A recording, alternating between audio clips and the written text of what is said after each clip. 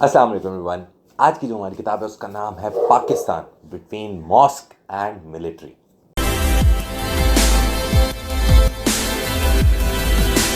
یہ کتاب جس کا ٹائٹل کافی کنٹروورشل ہے، بٹوین ماسک اینڈ ملٹری، لکھی ہے حسین حقانی جو ہمارے فارمر ایمبیسڈر رہ چکے ہیں، بہت بڑے ڈپلومیٹ ہیں، اکیڈمیشین ہیں، پڑھاتے رہتے ہیں بہت جگہوں پہ اور کتابیں بہت ساری لکھ چکے ہیں. یہ انہوں نے ایک کتاب لکھی ہے اور اس میں وہ سب سے پہلے تو ایک بہت امپورٹنٹ سوال کرتے ہیں. وہ کہتے ہیں کہ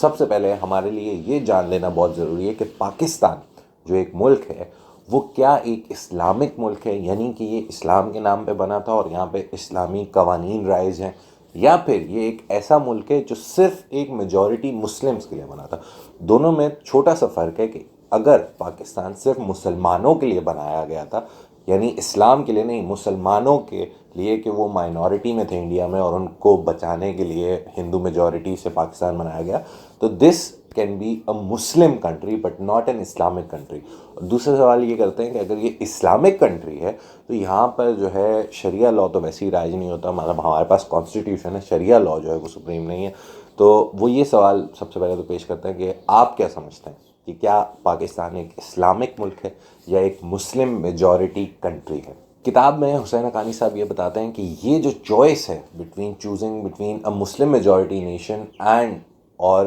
بینگ این اسلامک کنٹری، یہ چوائس جو ہے پاکستان کے لیے بہت امپورٹنٹ ہے اور یہ پاکستان کے نیبرس کے لیے بھی بہت امپورٹنٹ ہے، جس میں انڈیا بھی شامل ہے. اور سب سے بڑی بات، سنس وہ ایمبیسڈر یو ایس کے رہے تھے تو وہ یو ایس کی جو ہے فارن پالیسی پہ بات کرتے ہیں کہ یہ choice between being an Islamic country اور مسلم میجورٹی کنٹری، یہ ہماری جو فارن پالیسی ہے یو ایس کے ساتھ، امریکہ کے ساتھ، اس میں بھی کافی اندر انداز ہو سکتی ہے. حسین حقانی ہمیں جو ہے تھوڑی سی ہسٹری بتاتے ہیں. وہ کہتے ہیں کہ جی پاکستان جب بنا تھا تو وہ کافی واقعات اور چیزوں سے ثابت کرتے ہیں کہ جی پاکستان جو ہے وہ ایک مسلم میجورٹی نیشن بننا تھا، مسلمانوں کے لیے بننا تھا کہ جہاں پہ مسلمان رہتے ہوں لیکن ان کے ساتھ مائنورٹیز بھی رہتے ہیں. تو وہ یہ کہتے ہیں کہ آئیڈیا تو یہی تھا، لیکن آگے چلتے چلتے جو ہے تھوڑے ٹائم بعد جو ارلی پاکستانی لیڈرز تھے انہوں نے کچھ کیا، پھر کچھ ملٹری نے انوالومنٹ کی. ایونچولی پاکستان جو ہے اس کو جب دیکھا گیا کہ اس کی جو ہے ملٹی کلچرل ایک نیشن ہے، پشتونز بھی رہ رہے ہیں، پنجابی بھی ہیں، سکھ بھی ہیں، ہندو بھی ہیں، کرسچنز بھی ہیں، بہت سے لوگ ہیں جو پاکستان میں رہیں گے. تو انہوں نے کہا کہ یار اتنا جو پلورلزم ہے، اتنی جو ملٹی کلچرلزم ہے، اس کو ختم کرنے کے لیے انہیں کامن پوائنٹس چاہیے تھے لیڈرز کو. تو انہوں نے یہ کیا کہ انہوں نے پاکستانیوں کو جو ہے وہ دو کامن پوائنٹس دیے. بیسکلی ایک کامن پوائنٹ دیا انہوں نے ہیٹریڈ اگینسٹ انڈیا، یعنی انڈیا سے نفرت، تاکہ اس سے پورا ملک ایک ساتھ ہو جائے. اور دوسرا انہوں نے کامن پوائنٹ دیا انہیں اسلام کا، اور انہوں نے کہا کہ جی ہم اسلام کے نام پہ سب ایک جگہ آ جاتے ہیں اور ایک یونیفائڈ پاکستان بناتے ہیں. اب مسئلہ یہ سب میں یہ آیا کہ پاکستانی جو سویلین لیڈرز تھے، جو شروع کے ٹائم کے جب پاکستان بنا 1947 میں، اس کے بعد سے جو سویلین لیڈرز تھے ان کے دماغ میں ڈیموکریسی کے لیے کام کرنے کے لیے دو چیزیں امپورٹنٹ تھیں، اور ڈیموکریسی کو سکسیسفل ہونے کے لیے صرف دو چیزیں امپورٹنٹ تھیں. ایک تھی اکنامک گروتھ، یعنی کہ معاشی جو بہتری ہے وہ آئے، اور دوسری چیز تھی کہ آپ اپنی جو عوام ہے اس کو ماڈرنائز کریں، اس کو ایجوکیشن دیں، اس کو اچھی ہیلتھ فیسلٹیز دیں، یہ سب چیزیں انہیں پرووائڈ کریں، تو سوشلی ماڈرنائز کریں انہیں. تو یہ دو چیزیں ان کے لیے ضروری تھی. لیکن یہ دونوں چیزیں ہونے کے لیے حسین حقانی صاحب اپنی کتاب میں کہتے ہیں کہ بجٹ چاہیے ہوتا ہے، پیسے چاہیے ہوتے ہیں. ان ملک کو اکنامک پراسپیرٹی سے ہی جو ہے اچھی سوشل ماڈرنائزیشن ہو سکتی ہے. لیکن وہ کہتے ہیں کہ اس سب میں جو ایک مسئلہ تھا وہ ایک خطے، ایک ڈپارٹمنٹ کو، ایک آرگنائزیشن کو تھا جس کو وہ کہتے ہیں ملٹری، پاکستان ملٹری. وہ کہتے ہیں کہ ارلی جو پاکستانی لیڈرز تھے وہ تو چاہتے تھے کہ اکنامک گروتھ ہو اور سب کچھ ہو، لیکن پاکستان ملٹری کو پتا تھا کہ جی اگر ہم نے جو idea of hatred against India کو مطلب آگے پش کرنا ہے تو اس کے لیے ہمیں جو ہے وہ میجر رول پلے کرنا پڑے گا. تو وہ کہتے ہیں کہ انہوں نے یہ کیا کہ انہوں نے شروع میں جو ہے پولیٹیکل پارٹیز جو تھوڑی بہت تھیں اور پولیٹیکل پارٹیز بنائیں، پھر آپس میں پولیٹیکل پارٹیز کو لڑایا، یعنی بیسکلی سویلین لیڈرشپ کو جو ہے وہ عوام کی نظر میں گندا دکھایا. اور یہ ہوا کہ پھر جو عوام تھی پاکستان کی ان کا ایونچولی بھروسہ جو ہے وہ فوج پر زیادہ ہو گیا اور سویلین لیڈرشپ پر نہیں رہا، کیونکہ سویلین لیڈرشپ پارٹی بیس پہ ہوتی ہے. پارٹیز آپس میں الیکشن کے دوران بھی لڑتی ہیں اور پھر ویسے بھی لڑتی ہی رہتی ہیں کہ میری پارٹی اچھی، میری پارٹی اچھی. تو لوگ جو ہیں وہ پارٹیوں کے چکروں میں بٹ گئے. لیکن جب انہیں ایک کامن اینیمی انڈیا دکھایا گیا اور انہیں ایک کامن ریلیجن اسلام دکھایا گیا، اور یہ دکھایا جو ہے ملٹری کی طرف سے گیا، حسین حقانی صاحب اپنی کتاب میں کلیم کرتے ہیں ملٹری نے یہ دونوں کامن پوائنٹس دکھا کے پاکستانیوں کو اپنی طرف اٹریکٹ کیا۔ حقانی صاحب یہ بھی کہتے ہیں کہ آرمی جو ہے آرمی تو نہیں، پاکستانی ملٹری جو ہے، جو ارلیئر ٹائمز کی تھی جب پاکستان بنا، اس وقت ان کو جو ہے، میں نے جیسے آپ کو بتایا کہ سویلین جو آپ کی لیڈرشپ تھی اس کو گندا دکھانا تھا، تو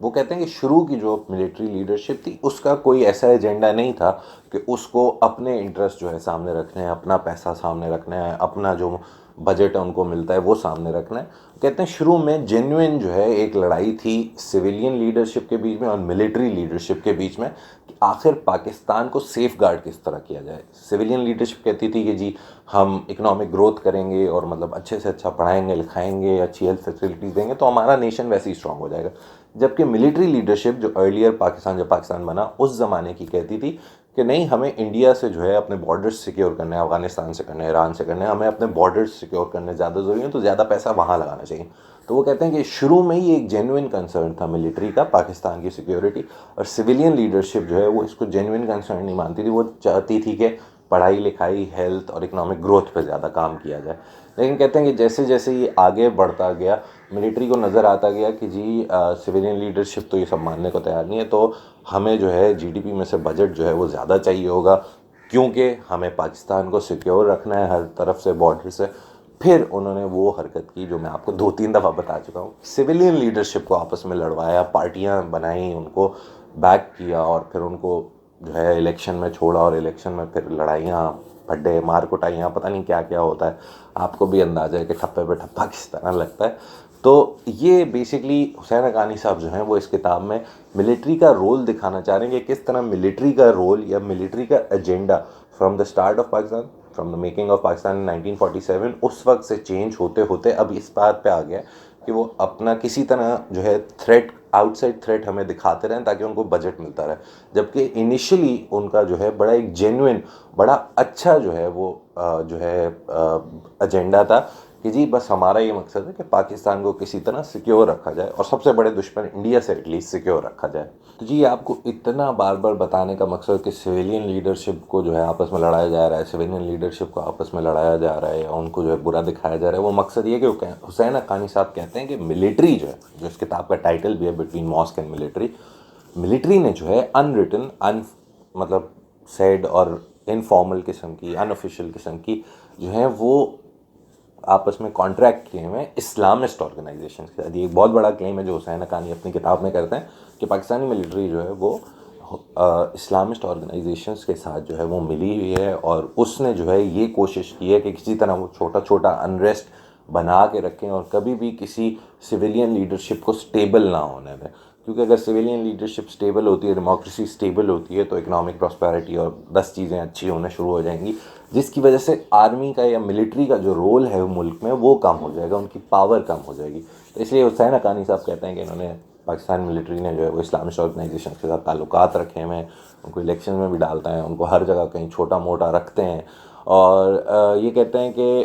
شروع میں تو یہ جو آرگنائزیشن تھا یہ بڑا سمبیوٹک تھا، دونوں کو فائدہ ہو رہا تھا، ان کو تھوڑے پیسے مل جاتے تھے اسلامسٹ آرگنائزیشن کو، آرمی کا جو ہے کام چل رہا تھا، ان کا ایجنڈا جو ہے وہ پورا ہو رہا تھا۔ لیکن یہ کہتے ہیں کہ تھوڑے ٹائم بعد، یعنی مشرف کا ٹائم آنے تک، جو لاسٹ ملٹری رولر تھے پاکستان کے، آپ کی جو اسلامسٹ آرگنائزیشنز ہیں وہ انڈیپینڈنٹ ہونا شروع ہو گئی، انہوں نے پاکستان ملٹری کے ساتھ جو تعلقات تھے اور پاکستان میں اٹیک نہیں کرتے، انہوں نے الٹا پاکستان میں اٹیکس کرنا شروع کر دیے اور بہت سارے نقصانات کیے، تو وہ اکیلے اپنے آپ کو جو ہے وہ سمجھنا شروع ہوئے کہ ہم کوئی بہت بڑی چیز ہے، جبکہ ان کو بیکنگ تھی جس وجہ سے ان کے پاس پاور تھی۔ تو وہ جب اپنے آپ کو کچھ سمجھنا شروع ہوئے تو یہ حال آ گیا کہ آخری ملٹری رولر مشرف صاحب تک کو جو ہے وہ موقع مل گیا بولنے کا کہ بھائی ان اسلامسٹ آرگنائزیشنز کی وجہ سے میں اس سیٹ پہ بیٹھا ہوں اور میں ان کو ختم کرنا چاہتا ہوں، کیونکہ یہ پاکستان کی سالمیت یعنی پاکستان کی سوورینٹی کے لیے ایک بہت بڑا خطرہ ہے۔ تو جی یہ پورا ایک کیس ہے جو حسین حقانی صاحب پیش کرتے ہیں کہ کس طرح پاکستان جب بنا تو سویلین لیڈرشپ بھی اچھی تھی، ملٹری کا بھی ایجنڈا جو ہے وہ بڑا پیور تھا، اور پھر کس طرح جو ہے وہ جب سویلین لیڈرشپ جو ہے وہ اس کی اور ملٹری کے آپس میں تضاد ہوا کہ پاکستان کی سیکیورٹی کس طرح کی جائے، تو ایونچولی جو ہے دونوں نے ایک دوسرے کو کاٹنے کی کوشش کی، اور سویلین لیڈرشپ کو اور ملٹری نے کاٹا، سویلین لیڈرشپ ملٹری کو کاٹ نہیں سکی، ورنہ شاید یہ بھی ہم ہسٹری پڑھ رہے ہوتے ہیں۔ تو یہ سب ہوا۔ اس کے بعد حسین حقانی صاحب تھوڑی سی بس فارن پالیسی سجیشنز دیتے ہیں